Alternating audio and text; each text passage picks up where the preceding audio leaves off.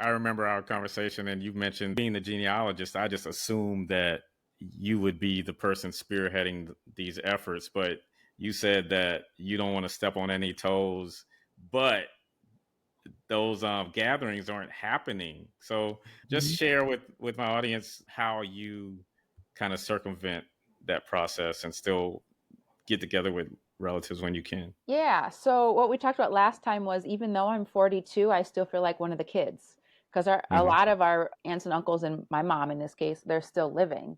So they're still the adults, right? They're in their 70s and their 60s, but they're in charge in our minds still, even though there's like 30 first cousins, but we still are deferring to our parents, even though I'm sure our parents would be like, please take over. So there's this really weird situation where we still respect them as the decision makers. And so we don't want to plan on their behalf. But interesting that we have this conversation because just last week, one of my cousins did reach out and he was like, you guys, can we do something? And of course, all the cousins say, sure, sure. And then nobody started the plan.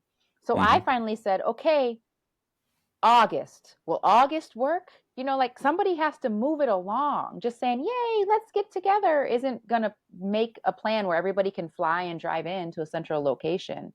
Um, so hopefully that goes forward. But the other thing I do is we just do like mini reunions, right? So my mom had 10 siblings or nine. She's number four of 10.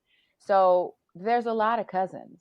And so maybe instead of trying to get everybody together, we just have little mini reunions. So I go down to Arizona where one of my cousins and her kids and grandkids all live, and I bring my kids and we have a mini reunion and some of our other cousins will join us there, or maybe another group of cousins, they live in Kentucky and they'll all get together. Some will drive down from Michigan and they'll all meet over there. So maybe we can't all get together, but we'll try and have little mini reunions to keep the stories alive, make sure our kids know each other, make sure, because at this point my kids, right, so that's their second cousins and second cousins once removed and some of the third cousins already, and keeping that alive and making sure they still know our parents.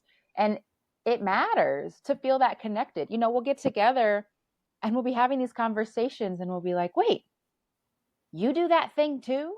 I thought that Hmm. was a weird quirk only I had. And then another cousin is like, oh, I thought I was the only one who did that. And then we realize like the power of these things that have just been passed down in our families that connect us in these super obscure ways that we never even thought of, these weird little quirks that we have. Or, oh, the way I was raised seemed really weird. Oh, but your parent did that too. Well, that makes sense because our parents were siblings. So it helps, make some of those connections and learn like, oh, I wonder if they got that from one of their parents and things like that.